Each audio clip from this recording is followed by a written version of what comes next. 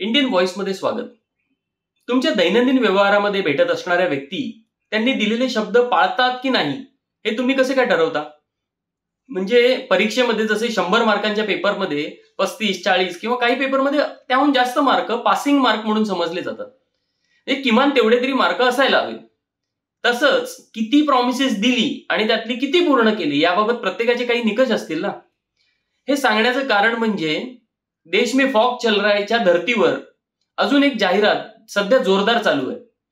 देश में मोदी की गॅरंटी चलती है. याचा अर्थ मोदींनी दिलेल्या वचनांपैकी बहुतांशी पूर्ण केली असे त्यांचे म्हणणे असावे.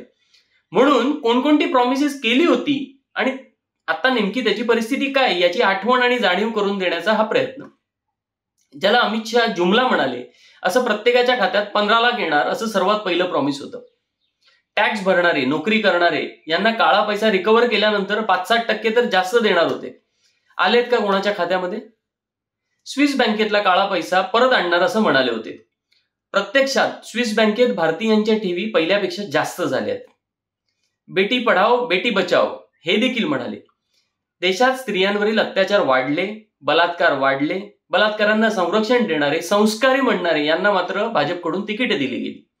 स्त्रियांच्या सुरक्षिततेच्या जागतिक निर्देशांकात भारताने घसरण करून जगातील सर्वाधिक असुरक्षित देशांच्या यादीमध्ये स्थान पटकावलंय. वर्षाला 2 कोटी नोकऱ्या निर्माण करणार असं एक म्हणालेले. प्रत्यक्षात बेरोजगारी गेल्या 45 वर्षातील सर्वात भीषण आहे.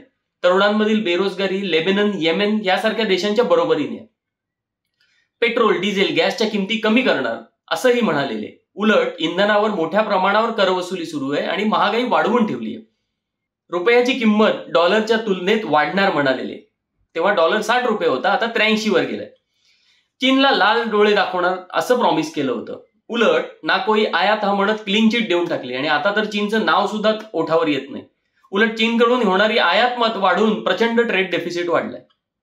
2020 पर्यंत शेतकऱ्यांचे उत्पन्न दुप्पट करणार म्हणालेले. शेतकरी आंदोलन करतायत. मागच्या आंदोलनात 700 शेतकरी शहीद झाले.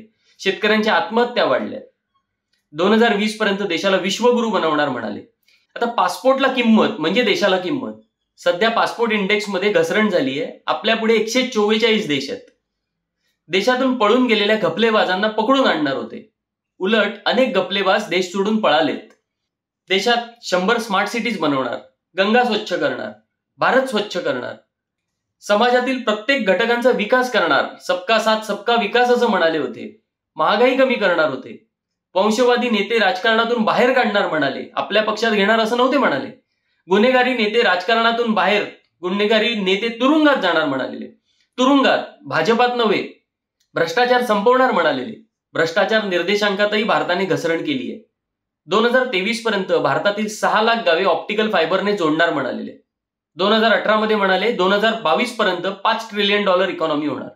ऑगस्ट 2018ला लाल किल्ल्यावरनं म्हणाले 15 ऑगस्ट 2022 पर्यंत अंतराळवीर अंतराळात पाठवणार. राजकारणात पारदर्शकता आणणार म्हणाले होते. प्रत्यक्षात आणले इलेक्ट्रॉल बॉन्ड्स. आणि सुप्रीम कोर्टात म्हणतायत नागरिकांना पक्षांच्या देणग्या माहिती असण्याचे कारणच नाही. पीएम केअरचा हिशोबच दिला जात नाही. राफेलच्या फाईल्स गहाळ होतात. 10 वर्षात प्रेस कॉन्फरन्स न घेणारे जगातील एकमेव राष्ट्रप्रमुख असावे. देश नाही बिकने दूंगा असं म्हणाले होते. उलट देशाची संपत्ती निवडकांच्या पदरात टाकली जाते. पब्लिक सेक्टर युनिट्स विकायच्या नाहीत तर सुधारायचे असतात असं सुद्धा म्हणाले होते. जुलै 2018 मधलं प्रॉमिस 2022 पर्यंत भारतातील सगळ्यांकडे घर असणार होतं. 15 ऑगस्ट 2022 पर्यंत प्रत्येक घरात वीज पोहोचणार होती. मेक इन इंडिया, आत्मनिर्भर भारतच्या घोषणा केल्या. प्रत्यक्षात 10 वर्षात ट्रेड डेफिसिट तिप्पट वाढलाय. नोटबंदीचे फायदे 100 दिवसात दिसले नाही तर बोलवाल त्या चौकात येणार आणि जाऊ देत.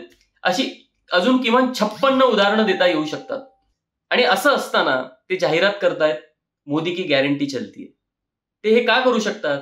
कारण त्यांनी पूर्ण न केलेली वचने त्यांच्या आणि जनतेच्या निदर्शनास आणून देण्याचे काम आहे मीडियाचे. आणि मीडियाचे काम कसे सुरू आहे हे समजण्यासाठी प्रेस फ्रीडम इंडेक्समध्ये मीडियाच्या स्वातंत्र्याच्या निर्देशांकात भारताचे स्थान 180 देशात 161 वर घसरलेलं आहे. एवढी माहिती पुरेशी आहे. म्हणूनच हे सत्य समोर आणण्याचे काम करत आहोत इंडियन व्हॉइसच्या माध्यमातून. आपल्या सपोर्टची अपेक्षा आहेच. महत्वाच्या लिंक्स डिस्क्रिप्शनमध्ये. धन्यवाद.